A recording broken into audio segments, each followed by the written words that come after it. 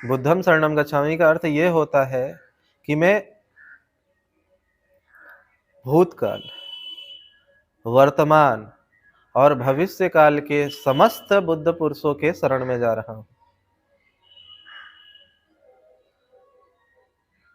इसका मतलब ये नहीं होता है जो आपने मतलब निकाल लिया है कि गौतम बुद्धं शरणं गच्छामि।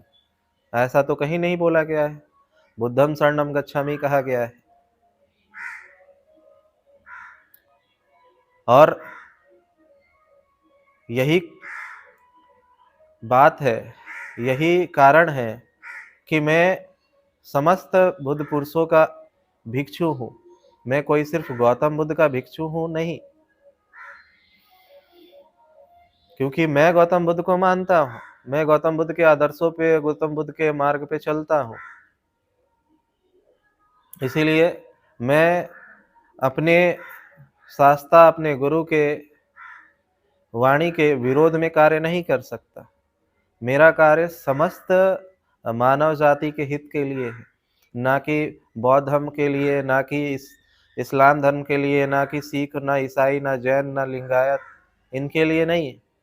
समस्त मानव जाति के लिए है। उस मानव जाति में कोई, मेरे आधार पे मैं किसी में भेद नहीं करता, चाहे वो कोई भी वर्ण का हो, जाति का हो, समुदाय का हो, वर्ग का हो। मेरे लिए सारे लोग एक जैसे। और यही चीज़ें गौतम बुद्ध के पास भी थी और गौतम बुद्ध के साथ भी थी कि वे समस्त मानव को अपना मानते थे और समस्त मानव के लिए कार्य किया।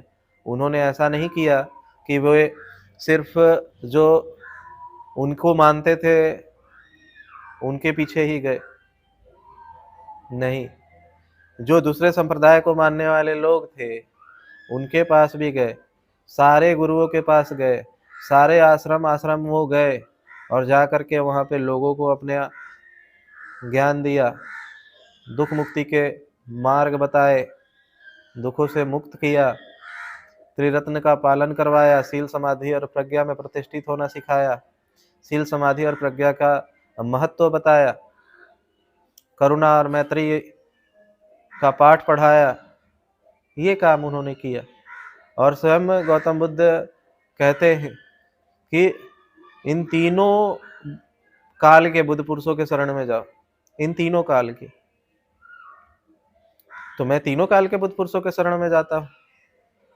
मैं गौतम बुद्ध के भी शरण में जाता हूँ, मैं, क्योंकि सारे बुद्ध है तो सारे बुद्धों में गौतम बुद्ध भी है, महावीर भी है।